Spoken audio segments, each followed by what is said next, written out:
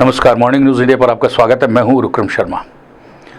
उत्तर प्रदेश की राजनीति इस समय बिल्कुल बहुत गर्माहट के साथ में है, और गर्माहट हो भी क्यों नहीं।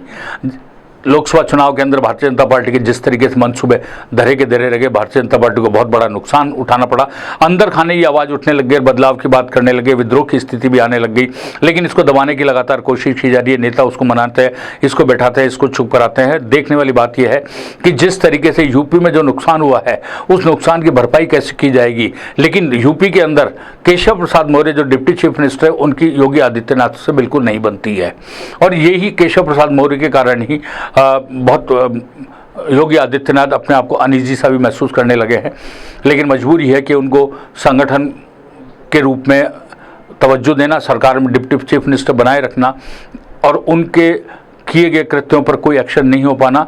लेकिन केशव प्रसाद मौर्य भी तर्कों के साथ अपनी ऐसी बात रखते हैं जिसका तोड़ भारतीय जनता पार्टी के नेताओं के पास भी नहीं, यहाँ तक कि योगी आदित्यनाथ के पास भी नहीं है।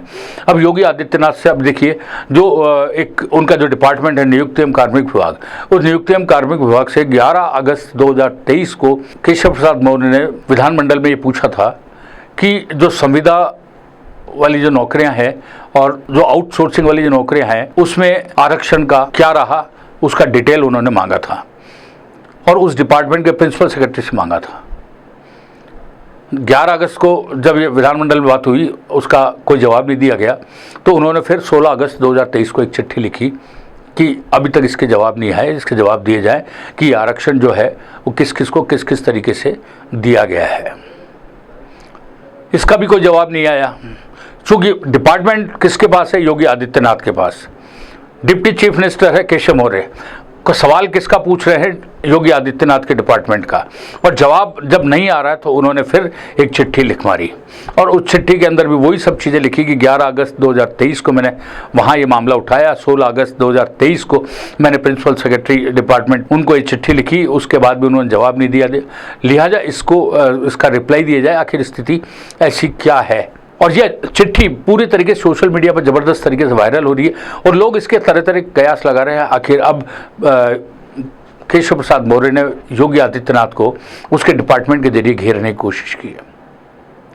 हालांकि इससे पहले केंद्रीय मंत्री अनुप्रिया पटेल ने भी एक चिट्ठी योगी आदित्यनाथ को लिखी, और योगी आदित्यनाथ को चिट्ठी लिखकर उन्होंने कहा था कि साक्षात्कार वाली नौकरियों के अंदर जो आरक्षण दिया जा रहा है SC ST को, उनको नॉट सुटेबल फाउंड लिखकर उनको अलग किया जा रहा है, और उन पदों को अनरिजर्व कैटेगरी में डाला जा रहा है।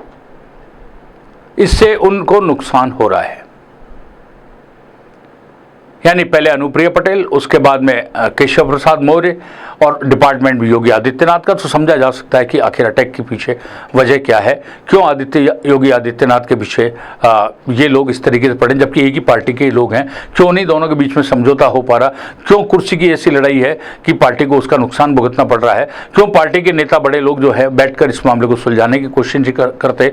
बहरहाल जो भी है, देखने वाली बात है। लेकिन विधानसभा का जो उपचुनाव होने जा रहे हैं, उसमें सीटों का रिजल्ट क्या रहता है, उस पर अब उत्तर प्रदेश के आगे की राजनीति तय होगी। हो सकता है मुख्यमंत्री बदलना पड़े, हो सकता है इसी मुख्यमंत्री को रखना पड़े, हो सकता है विरोध करने वाली जो बातें हैं उनको, जो लोग हैं उनको सेट करना हो, जो भी है। बहरहाल लेकिन जो कुछ भी हो रहा है, आने वाले दिनों के अंदर उत्तर प्रदेश में काफ़ी हंगामेदार होगा। आप बने रहिए हमारे साथ, हम आपको यूँ ही अपडेट देते रहेंगे। तब तक के लिए दीजिए मुझे इजाज़त। नमस्कार।